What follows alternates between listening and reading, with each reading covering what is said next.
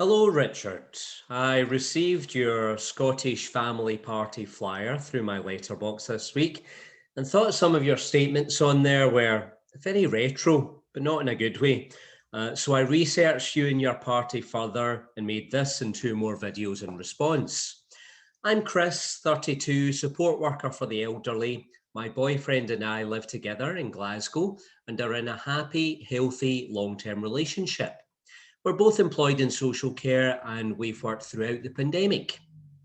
Your campaign has entered my home, Richard, and this is my response.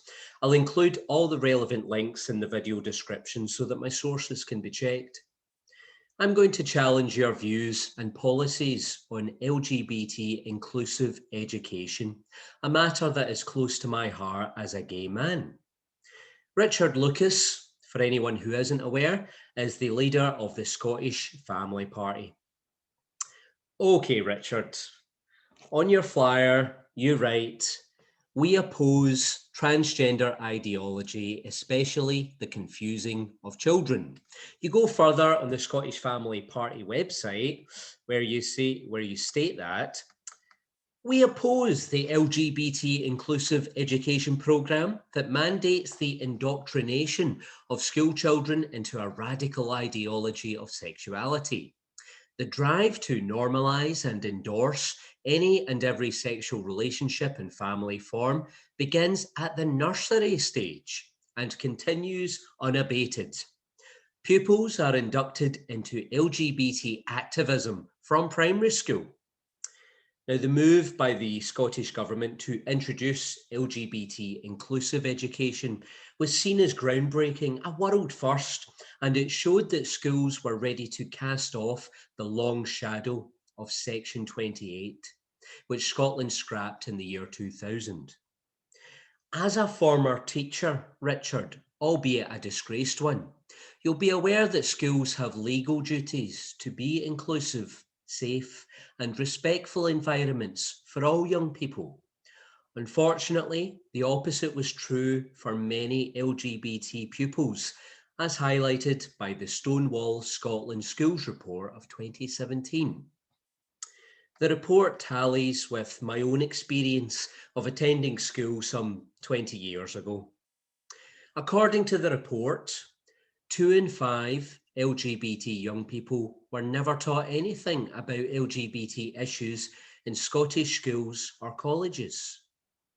Only 1 in 5 LGBT pupils were taught about safe sex in relation to same-sex relationships. 4 in 5 were never taught about or discussed gender identity and what trans means. Most worryingly, 7 in 10 LGBT young people reported that teachers or school staff only sometimes or never challenged homophobic, biphobic and transphobic language when they heard it. Clearly, change was needed. Here's what some of the surveyed young people had to say in the report. 16-year-old Finn said, "Though I wouldn't say my school is anti-LGBT, they seem to like to pretend that we don't exist, as it's easier for them." 14-year-old Jordan said, "The way the teachers speak in sex ed is as if no one is LGBT or may have gay sex or a gay relationship." 14-year-old Amy said, "I would like to learn about gender identification more, and I think it would have been good for me when I was younger and struggling with who I am." 17-year-old Jessie said, "Because the teachers made fun of trans people, I was too scared to tell anyone about it." 16-year-old Rachel said, "The bullying went on for years and still does. I'm totally alone in denying who I am." 15-year-old Lucy said, "Bullying for me has been going on for as long as I can remember. I feel as if the school have stopped caring." And 17-year-old Niam said, "Only certain teachers take action. I've had homophobic terms thrown at me in front of a teacher and nothing was done. She ignored it." Now, on your flyer, you write, "We demand good behaviour in school." On your website, you state that we believe that punishing children is necessary, fair, justified, and effective. You also oppose the ban on smacking children, which entered Scots law last year. Richard, how would you address the homophobic bullying experienced by Rachel, Lucy, and Niam? Richard, do you stand by your past comments that gay sex is immoral? And could you clarify the logic you used when you said some of the logic used to argue for same-sex marriage can also be used to argue for incest? I invite you to withdraw or provide supporting evidence for your past comments about the correlation between homosexuals and mental and physical health problems.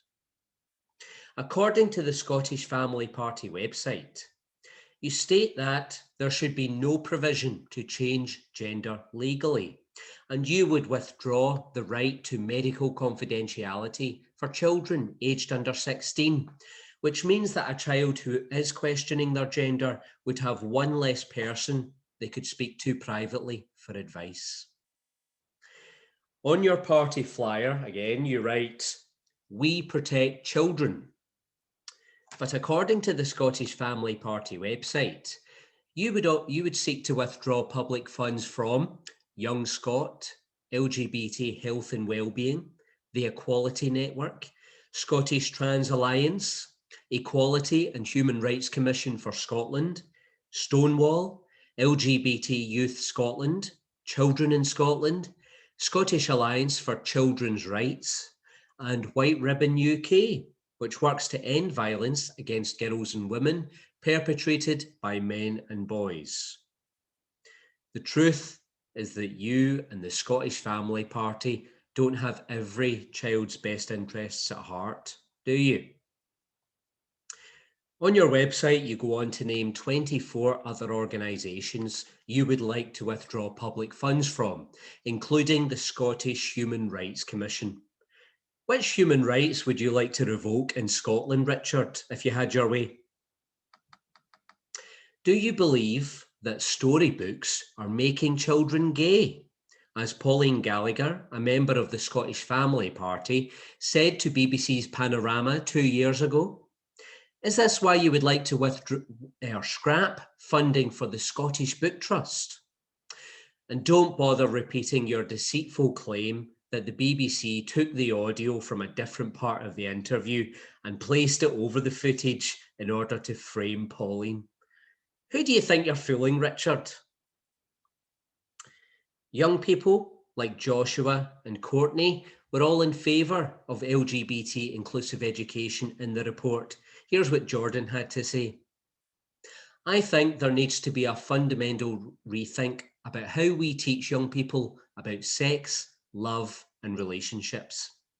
LGBT issues need to be an important part of our curriculum in order for us to truly feel we are a part of an equal society. 15-year-old Courtney said, I feel a lot of young people would benefit from learning more about this topic, and I think it could even lower levels of homophobia in school towards other students. LGBT students may feel safer and more comfortable knowing they're being represented. You claim that children are prevented from expressing diverse perspectives and engaging in open debate on controversial topics such as transgender issues. Unfortunately, I couldn't find a report which proves that pupils with moral objections to their LGBT classmates were made to feel worthless or self-harmed or lost their motivation to achieve.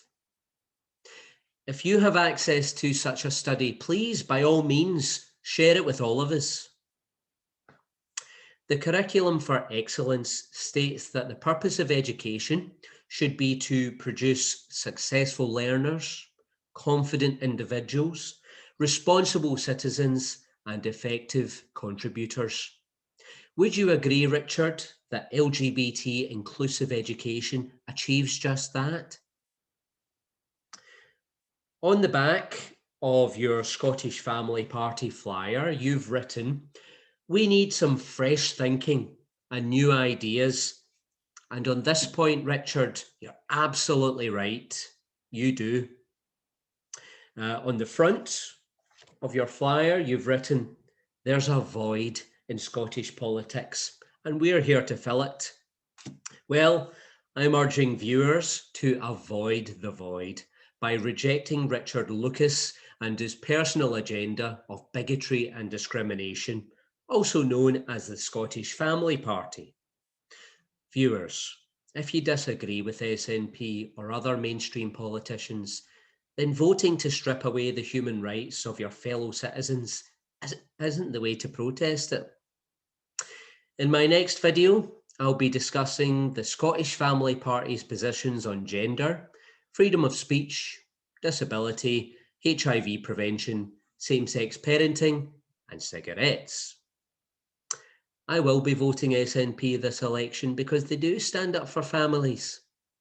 If re-elected, SNP will provide free school breakfasts and lunches to every primary school pupil in Scotland all year round, saving families around £650 a year. They'll help young people provide for their families by delivering the Young Person's Guarantee, giving all 16 to 24-year-olds guaranteed education, training, or employment. And they will double the Scottish Child Payment to £20 per week per child. Richard, I invite you to respond to any of the points I've raised in this video, if you wish, but do please remember to show your workings. And thank you very much for watching.